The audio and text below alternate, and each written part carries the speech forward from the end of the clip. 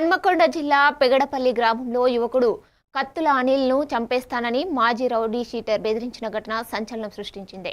రైతుల మోసం అంశంపై సొసైటీ చైర్మన్ చల్లా గోపాల్ రెడ్డిని ప్రశ్నించిన అనిల్పై కక్ష పెంచుకున్న గోపాల్ రెడ్డి తన స్నేహితుడు నాంపల్లి శ్రీనివాస్తో బెదిరింపులు చేయించాడని బాధితుడు ఆరోపించాడు. 2-3 రోజుల్లో చంపేస్తా అంటూ ఫోన్లో హెచ్చరించడంతో అనిల్ కుటుంబం భయాందోళనకు గురైంది. అవినీతి వ్యతిరేక పోరాటం చేస్తున్న అనిల్ కుటుంబం కేయూ పోలీస్ స్టేషన్లో ఫిర్యాదు చేశారు. నా పేరు కత్తుల అనిల్ యాదవ్.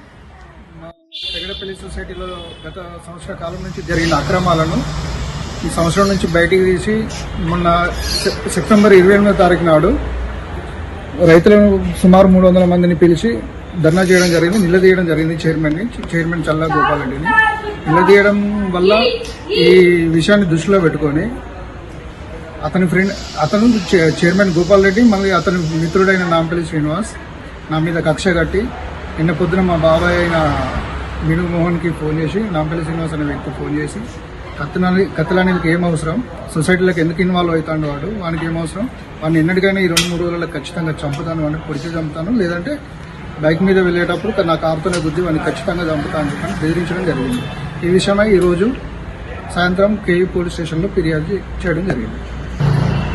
ఇవాళ అక్టోబర్ 9వ తారీఖు సాయంత్రం కాకతీయ యూనివర్సిటీ పోలీస్ స్టేషన్లో వీళ్ళిద్దరిపై పిటిషన్ ఇవ్వడం జరిగింది. నాకు కానీ నా కుటుంబానికి కానీ ఎలాంటి హాని జరిగినా, ప్రాణహాని జరిగినా వీళ్ళిద్దరిదే బాధ్యత. వీళ్ళిద్దరు చైర్మన్ గోపాల్ రెడ్డి ఉన్న నాంపల్లి శ్రీనివాసు వీళ్ళిద్దరికి బాధ్యత. నా పేరు కత్తుల అనిల్ యాదవ్. జోగులాంబ గద్వాల